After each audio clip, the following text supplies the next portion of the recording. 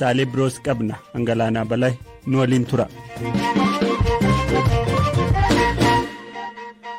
Ministeerri raayyaa ittisa biyyaa miseensota isaa nageenya kabachiisuu idil addunyaa irratti bobba'uun gara biyyaatti hin deebinuu jedhan olola yookaan propagaandaa TPLF'n akka hin gowwoomfamne ibsa baaseen akeekkachiise. Ibsi kun erga tibbana miseensotni raayyaa ittisa biyyaa Itiyoophiyaa Sudaan kibbaatti ergama nagaa kabachiisuu irra turan nageenya keenyaaf sodaanna jechuun gara biyyaatti galuu diduun dhaga'ameeti. Loltoonni miilana Sudaan keessatti hin deebinuu jechuun hafan keessaa tokko akka BBC'tti himetti murtee kana ka fudhatan sodaa dararaa fi hidhaatu nu eeggata jedhudha.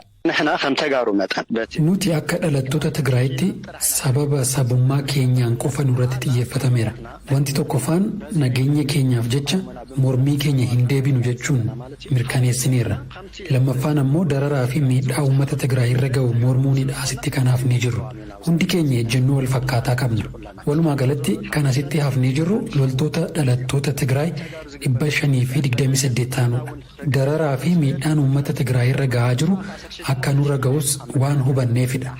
Sababiin isaas obbolooti keenya dhalattoota Tigraay ta'an waraana Itoophiyaa keessa tajaajilaa turan 17,000 haga 18,000 manneen hidhaa gammoojjii adda addaa keessatti hidhamanii jiru. Gariin isaanii achi buuteen isaaniiyyuu hin beekamu. Kaan ammoo dararaa keessa jiru. Kanaaf nutis yoo deebinee carraa wal fakkaataa ta'e waan nu eeggatuuf biyyatti deebi'uu dhiisuun mormii keenya ibsaa jirra. Dhaabbati biyyoota gamtoomaniis gargaarsaa fi eegumsa gaarii nuuf kennaa jira. Bara darbees miseensotni raayyaa ittisa biyyaa 15 dhalattoota Tigraay ta'an ni hidhamna ni ajjeefamna sodaa jedhuun gara biyyaatti galuu diduun kooluu galtummaa gaafatanii ture. Ministeerichi ibsa dhimma kana irratti baaseen haleellaa humnoonni Tigraay raayyaa ittisa biyyaa irratti raawwatan ibsuun miseensonni isaa dhalattoota Tigraay ta'an faayidaan isaanii eegamee fi akka mana turan godhamee akka ture hime. Haa ta'u malee haleellaa ajaja kaabaatiin duras gara biyyaa alaatti nageenya kabachiisuuf ka ergaman loltootni dhalattoota Tigraay ta'an ergama raayyaa ittisa biyyaa irratti rakkoo hin uuman jedhamuun hojii isaanii akka itti fufan taasifameera jedhe. Waraanicha erga jalqabee ergama isaanii ka xumuran miseensotni raayyaa ittisa biyyaa dhalattoota Tigraay ta'an gara biyya isaanii akka hin deebineef wayyaaneen propagaandaa uumuun miseensota kanneen burjaajessaa ture jedha ibsi ministeerichaa. Ministeerichi miseensonni raayyaa ittisa biyyaa kunneen dhaabbataa fi biyya isaanii jibbuun osoo hin taane gochi badii wayyaanee sodaa itti ta'uun loltootni muraasni biyya nageenya kabachiisuuf deemanitti hafaniiru jedheera.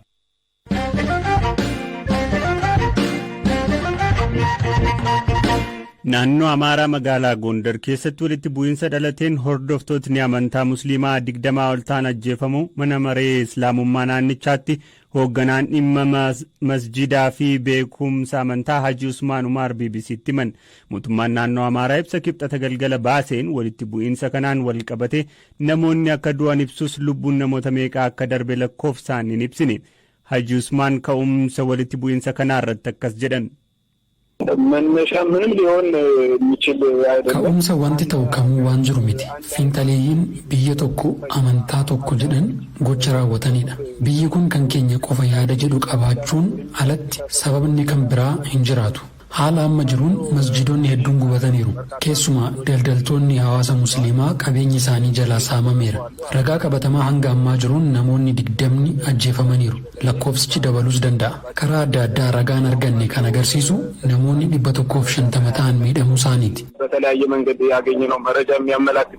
Haji Usmaan dabaluun qabeenya daldaltoota musliimaa irra miidhaan qaqqabus hangisaa ammatti hin beekamne hordoftootni amantichaa masjida keessa daatanii jiru jedhan. ለጊዜው አልታወቀም። ያው ህዝበ ሙስሊሙ አሁን በየመስጂዱ ነው ያለና መውጣት አልቻለም። yeroodhaaf hin beekamne hawaasni musliimaa amma masjidoota keessa daatanii jiru. Bahuu hin dandeenye. Eegumsis godhamaa fi waan hin jirreef bahee bilisaan socho'uu hin dandeenye. Hogganoonni masjidaa fi majlisaa dhimmichi isaan ilaallatu hiree bahanii ragaa walitti qabuu waan hin arganneef kana mirkaneessuun hin danda'amne. Kaleessarra har'a wayyoo qaba. Garuu ammas sagaleen dhukaasaa fi saamichi hangi ta'e jira jedhama. Walumaa galatti garuu tasgabbii kaleessarra fooyya'aa ta'etu jira. Jiraattotni magaalichaa BBC'f yaada isaanii kennan madda walitti bu'iinsichaa fi haala magaalittiin keessa oolte irratti akkas jedhan. ወደ ቤተ ክርስቲያኗ ደንጋ የሙስሊም ህብረቱ ሲያነሱ ለምን ታነሳላችሁ? gara bataskaanaatti siqanii dhagaa kaafnan maaf kaaftu kan jedhudha. Achi gareen walitti bu'uu eegale. Achumaan hiriira mormii gochuudhaaf gara magaalaa deemuu isaanii odeeffannoo qaba. Achi booda walitti bu'insa gareetti geeddarame. Booda dhukaasni gara magaalaa takka ammaachaa takka qabbanaa'aa ture. Qaamoleen nageenyaa rakkinicha tasgabbeessuudhaaf yeroo yaalan kan akka hin tasgabboofne godhanis ture. Booda dhiyaa deemuu isaatiin haalicha qabbaneessuudhaaf yaalameera. Odeeffannoo ani qabuun masjiidni gubate tokko hin jiru. Naannoo Araadaatti manni cuunfaa zayitaa tokko aaraa ture malee kan gubate hin jiru.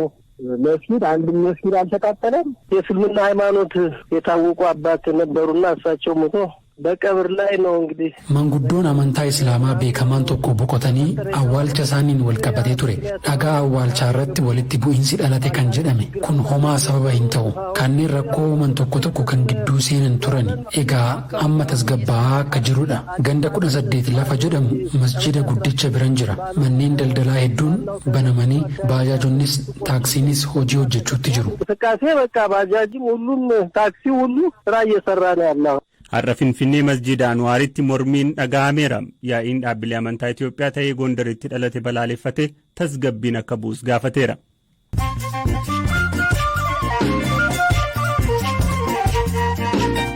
Gidduutti ammoo odeessaalee gaggabaaboo muraasa dhaabbata mootummoota gamtoomaniitti qindeessaan dhimmoota namoomaa biyyoonni lixaa fi dhaabbileen gargaarsaa lammiilee gaanfa Afrikaa balaa beelaarraa baraaruudhaaf carraaqqii taasifamuuf doolaara biiliyoona 1.39 kennuudhaaf waadaa galuu isaanii beeksiseera.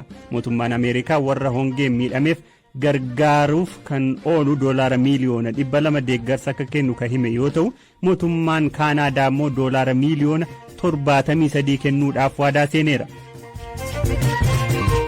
Namni siyaasaa Naayijeeriyaa pirezidantii ta'uuf fedha qabu Adaamuu Garbaa maqaan biyyattii gara federeeshinii Naayijeeriyeeshiyaanaa yookaan salphaatti Naayijeeriyeeshiyaanaa jedhutti akka geeddaramu akka barbaadu ibseera.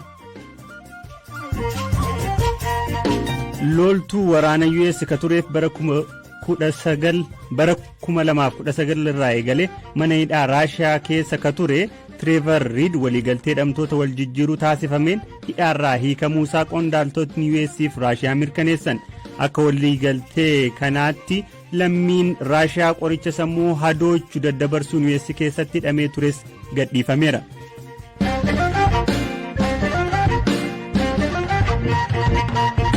Odeessaalee gaggabaaboo xumurree odeessa kan itti aanutti ceena.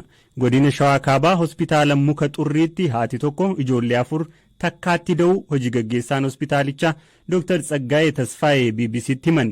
Ofii dubartoota addunyaa keessaa hagamtu hiree takkaatti daa'imman 4 dahuu argata. Hospitaaluma keenyatti kan deesse hordoffii ishii egaa jalqaba hospitaala keenya fooloo'appii kan qabdu. Ta'utii altirasaawundiidhaan adda baasuudhaaf xiqqoo 3 fi 4 fakkaata kan jedhu irratti raadiyoolojistii barbaada ture.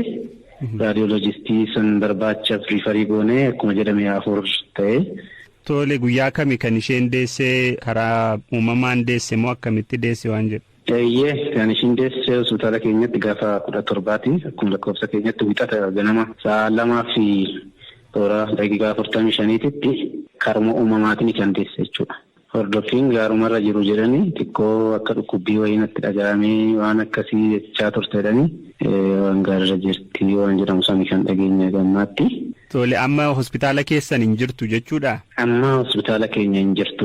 Hospitaala keenya gara hospitaala guddaatti riifaraalitti kan ishiin ergamteef sababni daa'imman dhalatan baay'ee kiiloo isaanii ulfaatin isaanii gadi bu'aadha.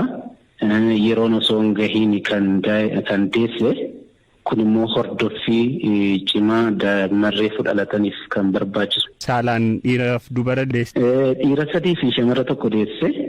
Takkaatti daa'imman 4 godhachuu nagaadhaan dahuu akkamitti immoo uumama?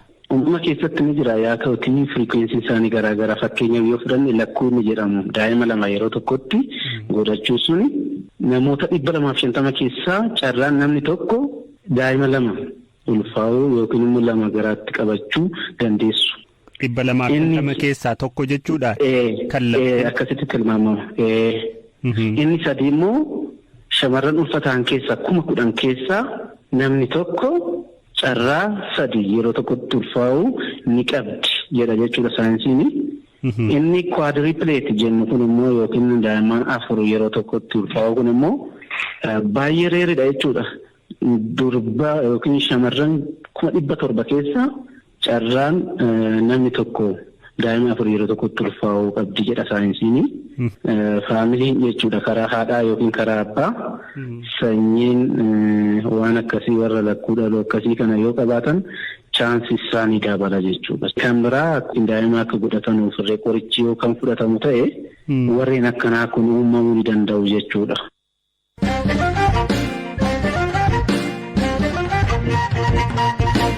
Keeniyaa magaalaa Naayiroobii keessatti hanqinni bishaanii erga uumamee bubbuleera. Hanqina kanaan ammoo ka guddaatti miidhame iddoo harki qalleeyyiin hedduu jiraatan Kibeeraa lafa jedhamudha. Yeroo ammaatti daldaltootni bishaan gurguran rakkoo uumame kana fayyadamuun dubartoota bishaan bituu fedhan irratti haleellaa saalqunnamtii raawwachaa jiru. Bishaan argachuuf saalqunnamtii akka dirqisiisuutti fayyadamaa jiru. Beekaa Toomaa dabalee isinitti hima. Namoonni galgalarra bishaan gurguran hedduun isaanii dhiirotadha. Yeroo isaan waan quunnamtii saalaaf si gaafatanii yoo ati didde immoo bishaan hin argattu. Magaalaa Naayiroobii iddoo Kibeeraa jedhamuu fi namoonni hiyyeeyyii hedduun keessa jiraatanitti bishaan argachuun rakkoodha. Meeriin guyyaatti jarikaana 8 ta'uu baatti. Ji'aatti nuusa mindaashee $18 ka ta'u bishaan irratti baasti. Halkan tokko yeroo bishaan bitachuu deemtu Meeriin daldalaan haleellaan irra ga'eera. Dhiiroti 2 uffata koona irraa cicciranii otoo dubartoonni iyya koo dhaga'anii hin dhufin dura na gudeedani. Sababa sodaa fi loogiin jiruuf dubartoonni hedduun poolisii bira deemuu irraa of qusatu. Poolisiin ammoo miidhamtoonni dhimma kana waan hin himanneef seeratti dhiyeessuun akka cimu hima. Rakkoon jiru poolisiin wanta tokko akka shakkiitti yookiin walumaa galatti hin qoratu. Poolisiin dhimmoota kallattiin himataman qorata jechuun dubbi himaan poolisii keenyaa Buruunoo Shiyoosoo himaniiru. Naayiroobii keessatti bara 2005 irraa eegalee hanqinni bishaanii uumameera. Daldaltoonni dhuunfaa Kibeeraa keessatti hanqina kana salphisuuf bishaan gurguraa jiru. Bishaaniif kafaluun dubartooti tokko tokko akka filannoo cimaa taasisaniif isaan dirqisiisaniiru. Bishaan liqiidhaan fudhachaan ture. Liqiin koo yommuu baay'ate namichi bishaan gurguru qarshii kana hunda akkamiin kaffalta jedhee na gaafate. Sababa koronaan amma homaa hin qabu jedheen itti hime. Yeroos qaama koo fayyadamee akkan isaaf kaffalu natti hime. Miseensonni hawaasichaa tokko tokko gartuu duula bishaaniif saalqunnamtii gaafachuun haa dhaabbatu jedhu uumanii abbootiin qabeenyaa kuusaa bishaanii isaanii irratti dubartoota akka qacaraniif amansiisaniiru. Gartuuleen miti mootummaas bishaaniif jecha waayiloota miidhuun akka dhaabbatuuf sadarkaa biyyaalessaatti jijjiiramni akka jiraatuuf gaafataniiru. Meeriinis sochiiwwan kunneen dubartoota bishaan argachuuf yaalanirra rakkoon ga'u kan isheerra kan xiqqaate akka ta'u ni taasisa abdii jedhu qabdi. Dhaggeeffattoota keenyaa qophiin har'aaf jennee qopheessine asuma irratti xumuramaa. Qophiilee kana tooraan isin biraan gahaa akka ture Hangalaanaa Balaa ka qopheessite Firaafoolii Dhugaasaa ogeessa teeknikaa Deevid Muwasaaruu waliin ta'uudhaan odeessaalee keenya kaan marsariitii keenya gubbaarraa argachuu dandeessu. Waan nu hordoftaniif ulfaadhaa galatoomaa isiniin jenna. Bor yeroo akkanaatti walitti deebina. Horaa bula.